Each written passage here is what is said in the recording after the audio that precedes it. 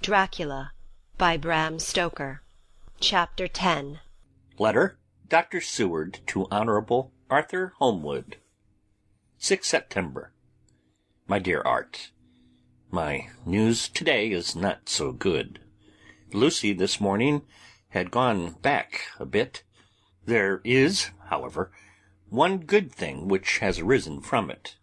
Mrs. Westenra was, naturally, anxious concerning Lucy, and has consulted me professionally about her. I took advantage of the opportunity and told her that my old master, Van Helsing, the great specialist, was coming to stay with me, and that I would put her in his charge conjointly with myself. So now we can come and go without alarming her unduly, for a shock to her would mean sudden death, and this, in Lucy's weak condition, might be disastrous to her. We are hedged in with difficulties, all of us, my poor fellow, but, please God, we shall come through them all right. If any need, I shall write, so that if you do not hear from me, take it for granted that I am simply waiting for news. In haste, yours ever, John Seward. Dr. Seward's Diary, 7 September. The first thing Van Helsing said to me when we met at Liverpool Street was, "Have you said anything to our young friend, to lover of her?" "No," I said. "I waited till I had seen you, as I said in my telegram. I wrote him a letter simply telling him that you were coming, as Miss Westenra was not so well, and that I should let him know if need be." "Right, my friend," he said, "quite right. Better he not know as yet. Perhaps he will never know. I pray so, but if it be needed, then he shall know all. And, my good friend John, let me caution you, you deal with madmen. All men are mad in some way or the other, and inasmuch as you deal discreetly with your madmen, so deal with God's madmen too, the rest of the world. You tell not your madmen what you do, nor why you do it. You tell them not what you think. So you shall keep knowledge in its place, where it may rest, where it may gather its kind around it, and breed. You and I shall keep as yet what we know here, and here," he touched me on the heart and on the forehead, and then touched himself the same way. "I have for myself thoughts at the present. Later I shall unfold to you."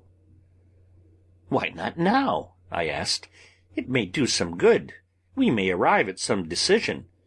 He looked at me and said, "My friend John, when the corn is grown, even before it has ripened, while the milk of its mother earth is in him, and the sunshine has not yet begun to paint him with his gold, the husbandman he pull the ear and rub him between his rough hands, and blow away the green chaff, and say to you, 'Look, he's good corn. He will make a good crop when the time comes.'" I did not see the application, and told him so. For reply he reached over and took my ear in his hand and pulled it playfully, as he used long ago to do at lectures, and said, "The good husbandman tell you so then, because he knows, but not till then. But you do not find the good husbandman dig up his planted corn to see if he grow. That is for the children who play at husbandry, and not for those who take it as of the work of their life. See you now, friend John, I have sown my corn, and nature has her work to do in making it sprout, if he sprout at all. There's some promise, and I wait till the ear begins to swell." He broke off, for he evidently saw that I understood. Then he went on gravely, You were always a careful student, and your case-book was ever more full than the rest, and I trust that good habit have not fail.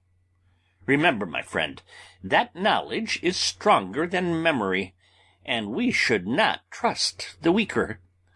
Even if you have not kept the good practice, let me tell you that this case of our dear Miss is one that may be, mind, I say may be, of such interest to us and others that all the rest may not make him kick the beam, as your people say. Take then good note of it. Nothing is too small. I counsel you, put down in record even your doubts and surmises. Hereafter it may be of interest to you to see how true you guess. We learn from failure, not from success. When I described Lucy's symptoms, the same as before, but infinitely more marked, he looked very grave, but said nothing. He took with him a bag in which were many instruments and drugs, the ghastly paraphernalia of our beneficial trade, as he once called, in one of his lectures, the equipment of a professor of the healing craft.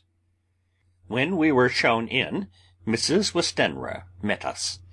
She was alarmed, but not nearly so much as I expected to find her. Nature, in one of her beneficent moods, has ordained that even death has some antidote to its own terrors.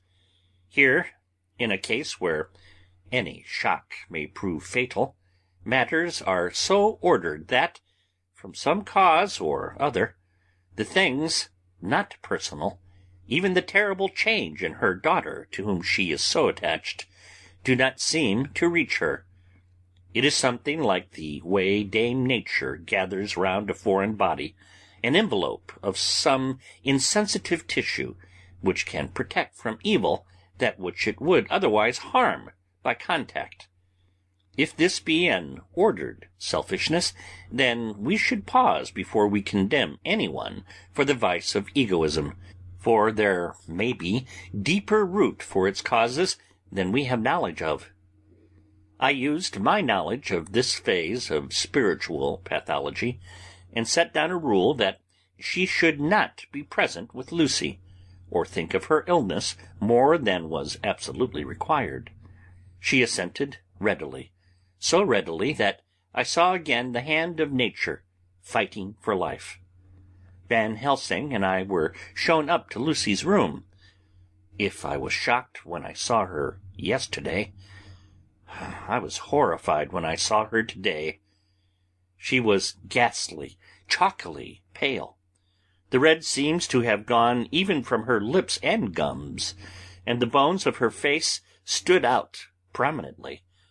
Her breathing was painful to see or hear.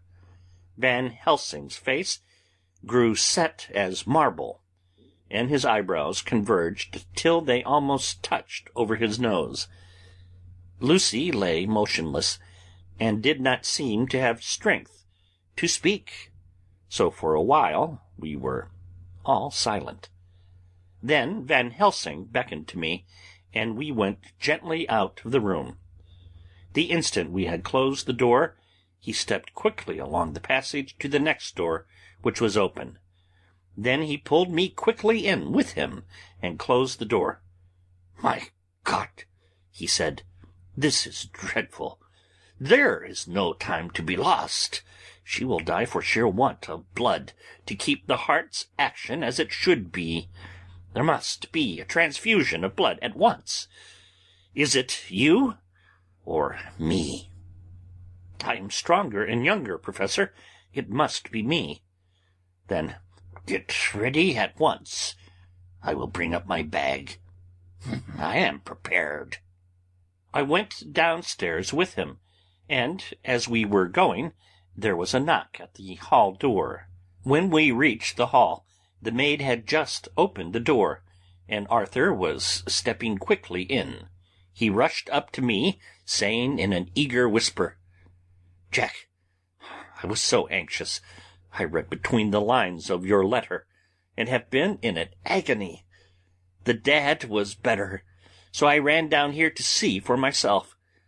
Is not that gentleman Dr. Van Helsing? I am so thankful to you, sir, for coming. When first the professor's eye had lit upon him, he had been angry at his interruption at such a time. But now, as he took in his stalwart proportions, and recognized the strong young manhood which seemed to emanate from him, his eyes gleamed. Without a pause he said to him, as he held out his hand, "Sir, you have come in time.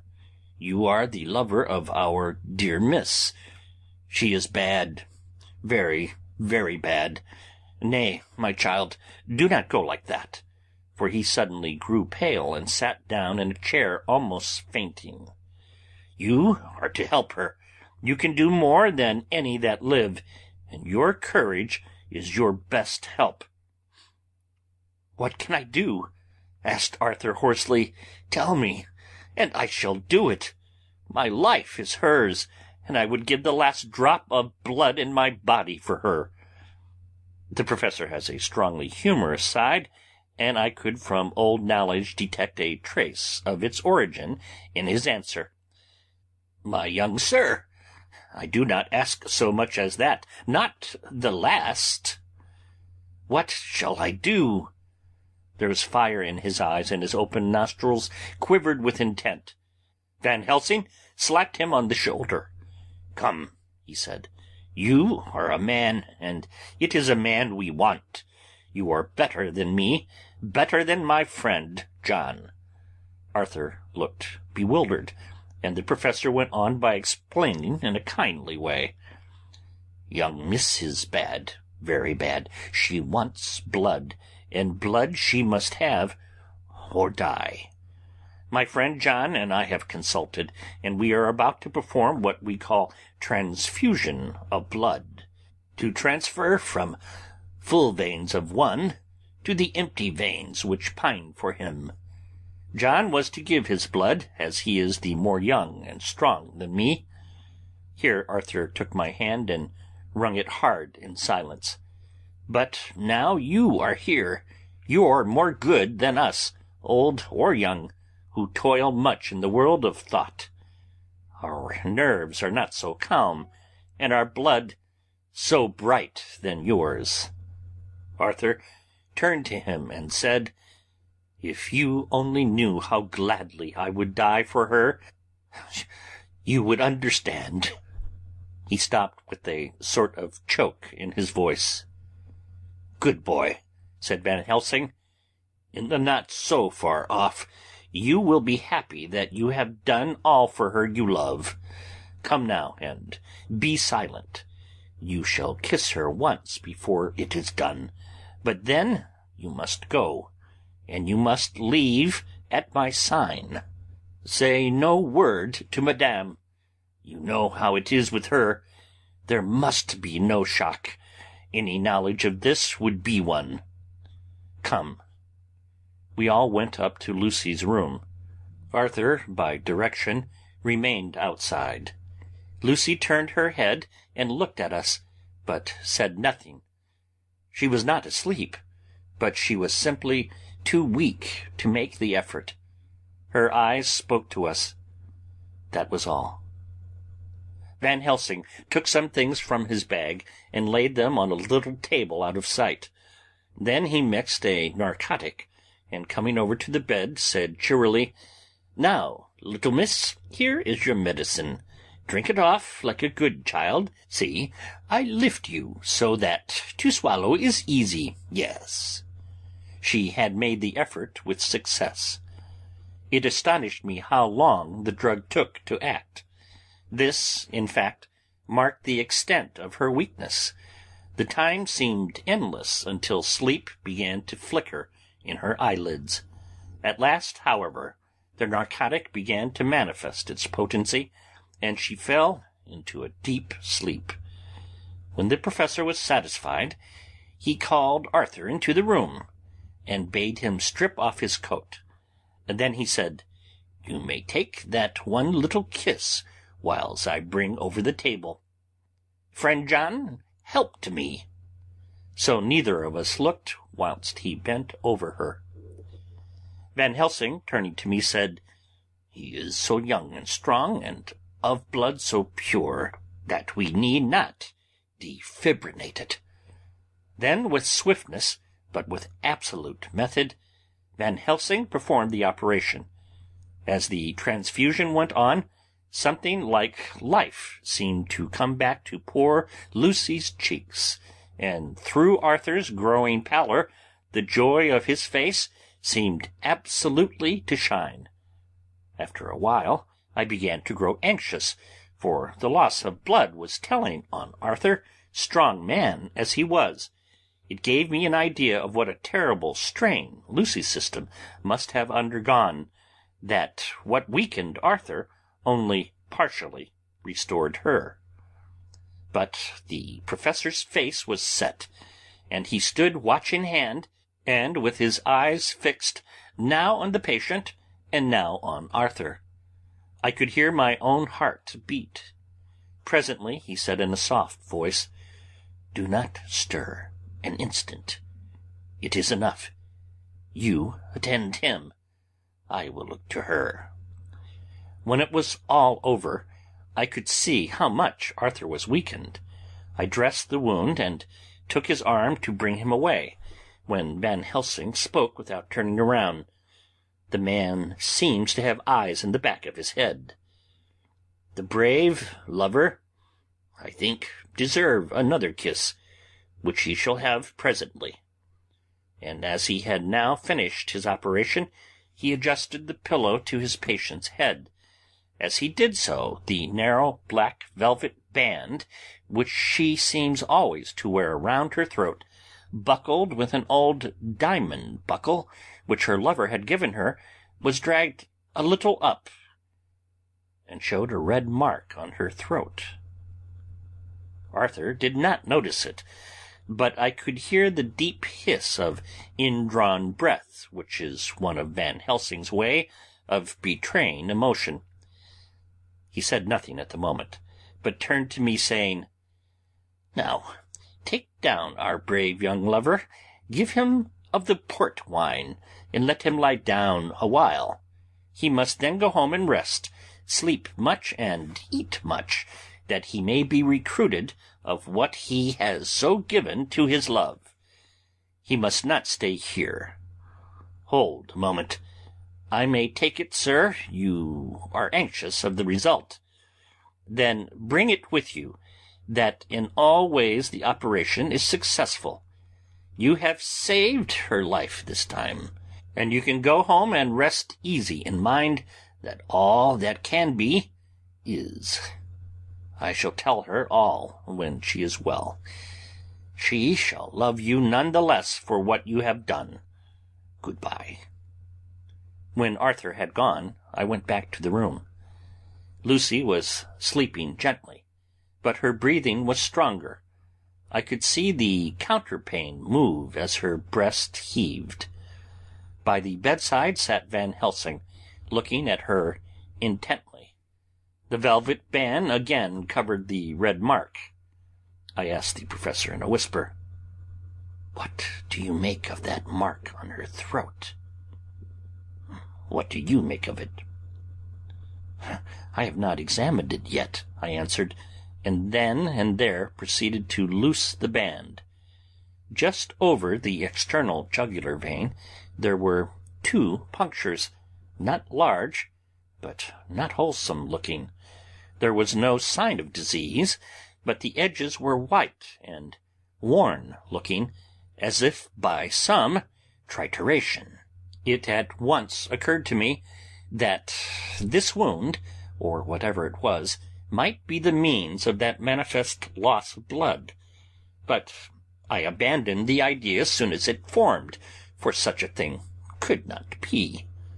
The whole bed would have been drenched to a scarlet with the blood which the girl must have lost to leave such a pallor as she had before the transfusion.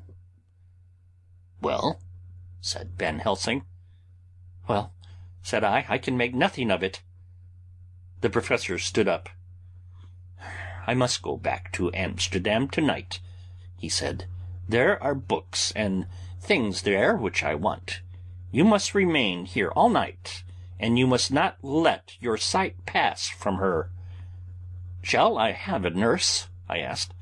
"We are the best nurses, you and I. You keep watch all night. See that she is well fed, and that nothing disturbs her. You must not sleep all the night. Later on we can sleep, you and I. I shall be back as soon as possible, and then we may begin." "May begin?" I said. "What on earth do you mean?" "We shall see," he answered, as he hurried out. He came back a moment later and put his head inside the door and said, with a warning finger held up, "Remember, she is in your charge. If you leave her, and harm befall, you shall not sleep easy hereafter." Dr. Seward's Diary continued. 8th September. I sat up all night with Lucy. The opiate worked itself off towards dusk, and she waked naturally. She looked a different being from what she had been before the operation. Her spirits, even, were good, and she was full of happy vivacity. But I could see evidences of the absolute prostration which she had undergone. When I told Mrs. Westenra that Dr. Van Helsing had directed that I should sit up with her, she almost pooh-poohed the idea, pointing out her daughter's renewed strength and excellent spirits. I was firm, however, and made preparations for my long vigil. When her maid had prepared her for the night, I came in, having in the meantime had supper, and took a seat by the bedside. She did not in any way make objection, but looked at me gratefully whenever I caught her eye. After a long spell she seemed sinking off to sleep, but with an effort seemed to pull herself together and shook it off. It was apparent that she did not want to sleep, so I tackled the subject at once. "You do not want to sleep?" "No, I am afraid." "Afraid to go to sleep? Why so? It is the boon we all crave for." "Ah, not if you were like me. If sleep was to you a presage of horror." "A presage of horror? What on earth do you mean?" "I don't know. Oh, I don't know, and that is what is so terrible. All this weakness comes to me in sleep, until I dread the very thought." "But, my dear girl, you may sleep tonight. I am here watching you, and I can promise that nothing will happen." "Ah, I can trust you," she said. I seized the opportunity and said, "I promise that if I see any evidence of bad dreams, I will wake you at once." "You will? Oh, will you really? How good you are to me. Then I will sleep." And almost at the word she gave a deep sigh of relief, and sank back asleep. All night long I watched her. She never stirred, but slept on and on in a deep, tranquil, life-giving, health-giving sleep. Her lips were slightly parted, and her breast rose and fell with the regularity of a pendulum. There was a smile on her face, and it was evident that no bad dreams had come to disturb her mind. In the early morning her maid came, and I left her in her care and took myself back home, for I was anxious about many things. I sent a short wire to Van Helsing and to Arthur, telling them of the excellent result of the operation. My own work, with its manifold arrears, took me all day to clear off. It was dark when I was able to inquire about my zoophagous patient. The report was good. He had been quite quiet for the past day and night. a telegram came from Van Helsing at Amsterdam whilst I was at dinner, suggesting that I should be at Hillingham tonight, as it might be well to be at hand, and stating that he was leaving by the night mail and would join me early in the morning. 9 September. I was pretty tired and worn out when I got to Hillingham. For 2 nights I had hardly had a wink of sleep, and my brain was beginning to feel that numbness which marks cerebral exhaustion. Lucy was up and in cheerful spirits. When she shook hands with me, she looked sharply in my face and said, "No sitting up tonight for you. You are worn out. I am quite well again. Indeed I am, and if there is to be any sitting up, it is I who will sit up with you." I would not argue the point, but went and had my supper. Lucy came with me, and, enlivened by her charming presence, I made an excellent meal, and had a couple of glasses of the more than excellent port. Then Lucy took me upstairs, and showed me a room next her own, where a cosy fire was burning. "Now," she said, "you must stay here. I shall leave this door open, and my door too. You can lie on the sofa, for I know that nothing would induce any of you doctors to go to bed whilst there is a patient above the horizon. If I want anything, I shall call out, and you can come to me at once." I could not but acquiesce, for I was dog-tired, and could not have sat up had I tried. So, on her renewing her promise to call me if she should want anything, I lay on the sofa and forgot all about everything. Lucy Westenra's Diary. 9th of September. I feel so happy tonight. I have been so miserably weak that to be able to think and move about is like feeling sunshine after a long spell of east wind out of a steel sky. Somehow Arthur feels very, very close to me.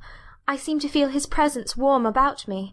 I suppose it is that sickness and weakness are selfish things, and turn our inner eyes and sympathy on ourselves, whilst health and strength give love rein, and in thought and feeling he can wander where he wills. I know where my thoughts are. If only Arthur knew. My dear, your ears must tingle as you sleep, as mine do waking. Oh, the blissful rest of last night! How I slept, with that dear good Dr. Seward watching me. And to-night I shall not fear to sleep, since he is close at hand and within call. Thank everybody for being so good to me. Thank God. Good night, Arthur. Dr. Seward's Diary, 10 September. I was conscious of the professor's hand on my head, and started awake, all in a second. That is one of the things that we learn in an asylum, at any rate. "And how is our patient?"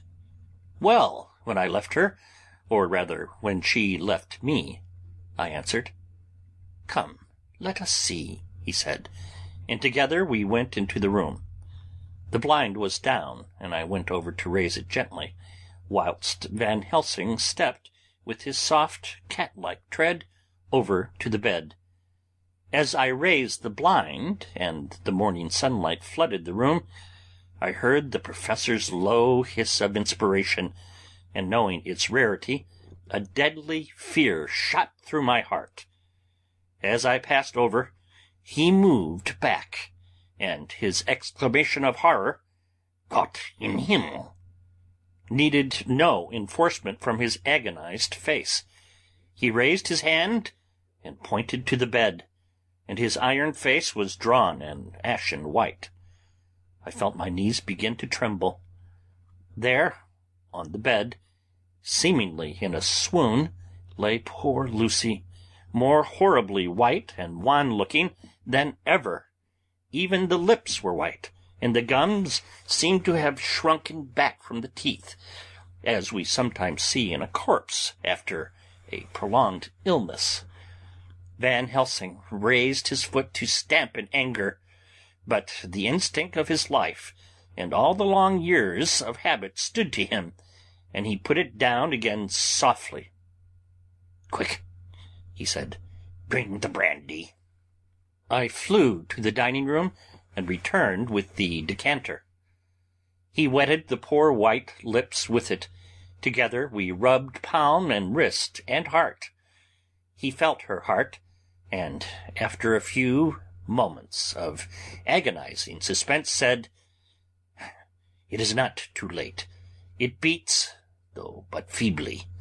All our work was undone. We must begin again. There is no young Arthur here now. I have to call on you yourself this time, friend John."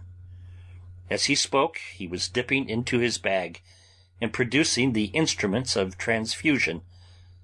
I had taken off my coat and rolled up my shirt-sleeve.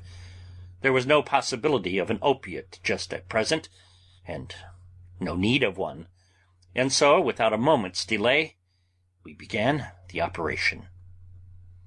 After a time, it did not seem a short time either, for the draining away of one's blood, no matter how willingly it be given, is a terrible feeling. Van Helsing held up a warning finger. "Do not stir," he said, "but I fear that with growing strength she may wake, and that would make danger. Oh, so much danger! But I shall precaution take. I shall give hypodermic injection of morphia." He proceeded then, swiftly and deftly, to carry out his intent. The effect on Lucy was not bad, for the faint seemed to merge subtly into the narcotic sleep. It was with a feeling of personal pride that I could see a faint tinge of colour steal back into the pallid cheeks and lips. No man knows, till he experiences it, what it is to feel his own life-blood drawn away into the veins of the woman he loves. The professor watched me critically. "That will do," he said. "Already?" I remonstrated. "You took a great deal more from art."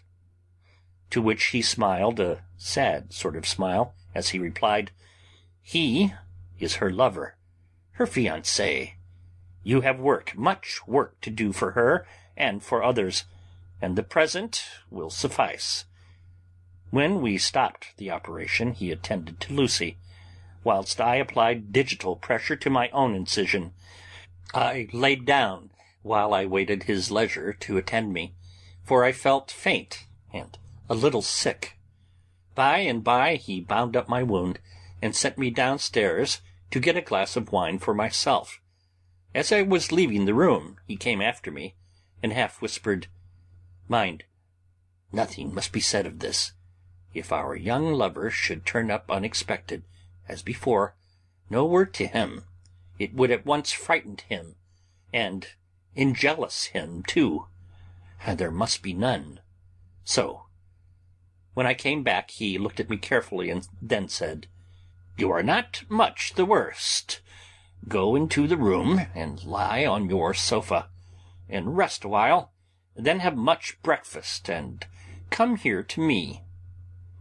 I followed out his orders, for I knew how right and wise they were. I had done my part, and now my next duty was to keep up my strength. I felt very weak, and in the weakness lost something of the amazement at what had occurred. I fell asleep on the sofa, however, wondering over and over again how Lucy had made such a retrograde movement, and how she could have been drained of so much blood, with no sign anywhere to show for it. I think I must have continued my wonder in my dreams, for, sleeping and waking, my thoughts always came back to the little punctures in her throat, and the ragged, exhausted appearance of their edges, tiny though they were. Lucy slept well into the day, and when she woke she was fairly well and strong, though not nearly so much as the day before. When Van Helsing had seen her, he went out for a walk, leaving me in charge, with strict injunctions that I was not to leave her for a moment. I could hear his voice in the hall, asking the way to the nearest telegraph office. Lucy chatted with me freely, and seemed quite unconscious that anything had happened. I tried to keep her amused and interested. When her mother came up to see her, she did not seem to notice any change whatever, but said to me gratefully, "We owe so much, Dr. Seward, for all you have done, but you really must take care not to overwork yourself. You are looking pale yourself. You want a wife to nurse and look after you a bit. That you do."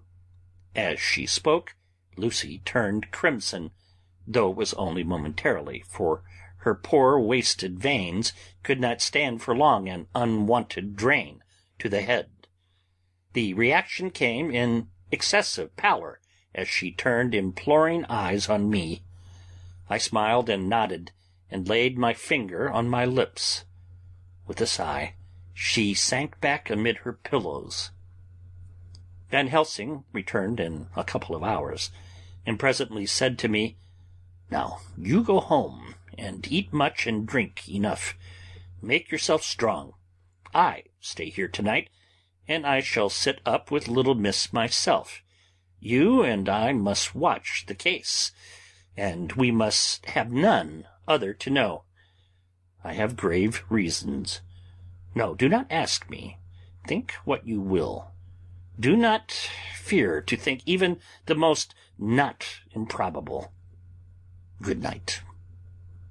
In the hall 2 of the maids came to me, and asked if they or either of them might not sit up with Miss Lucy. They implored me to let them, and when I said it was Dr. Van Helsing's wish that either he or I should sit up, they asked me quite piteously to intercede with the foreign gentlemen. I was much touched by their kindness. Perhaps it is because I am weak at present, and perhaps because it was on Lucy's account that their devotion was manifested, for over and over again have I seen similar instances of woman's kindness. I got back here in time for a late dinner, went my rounds, all well, and set this down whilst waiting for sleep. It is coming. 11 September. This afternoon I went over to Hillingham, found Van Helsing in excellent spirits, and Lucy much better. Shortly after I had arrived, a big parcel from abroad came for the professor. He opened it with such impressment, assumed, of course, and showed a great bundle of white flowers. "These are for you, Miss Lucy," he said. "For me? Oh, Dr. Van Helsing!"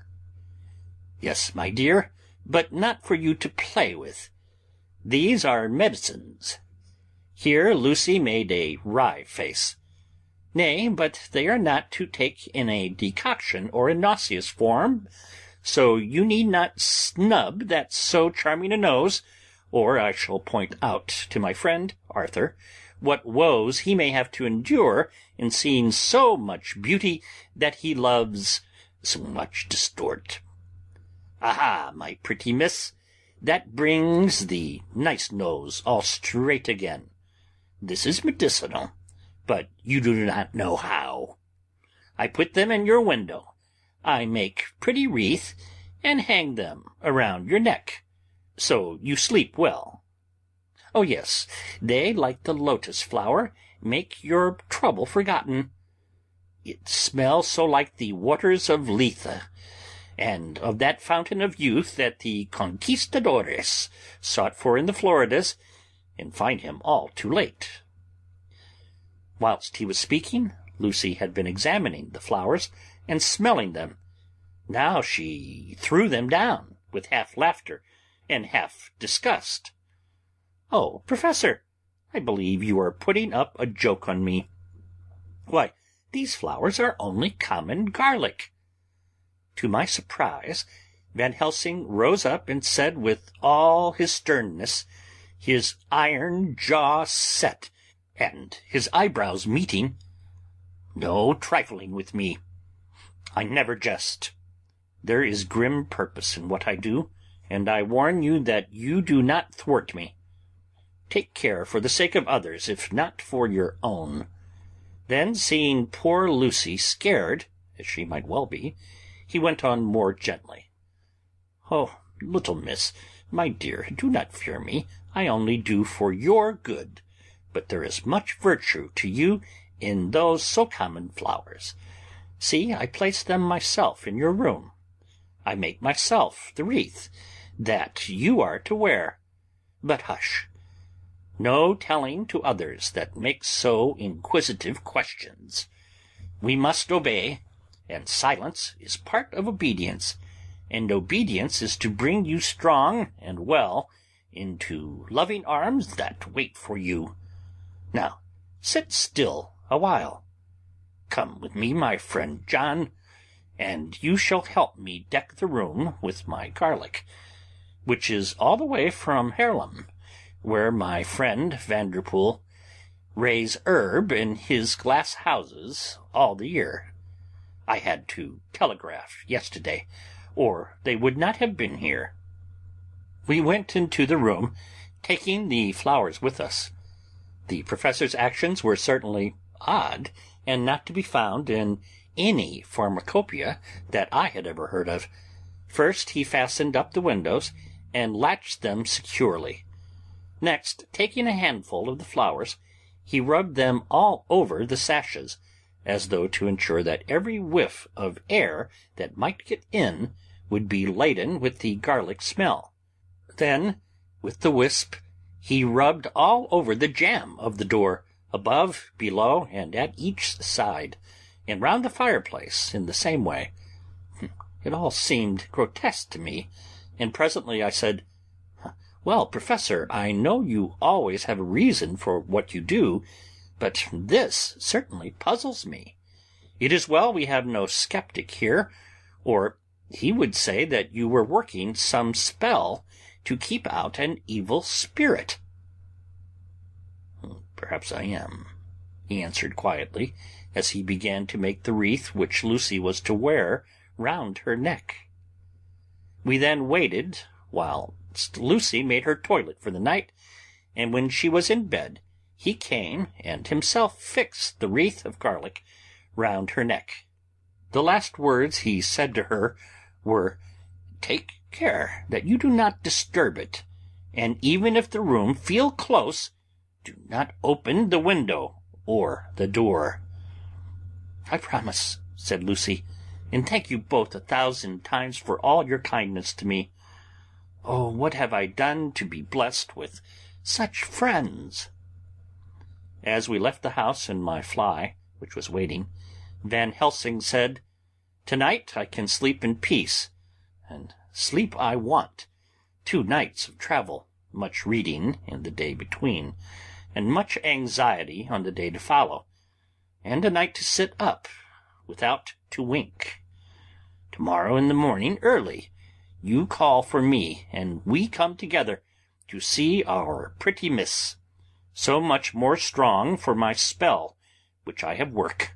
Ho!" He seemed so confident that I, remembering my own confidence 2 nights before, and with the baneful result, felt awe and vague terror. It must have been my weakness that made me hesitate to tell it to my friend, but I felt it all the more, like unshed tears. End of chapter 10.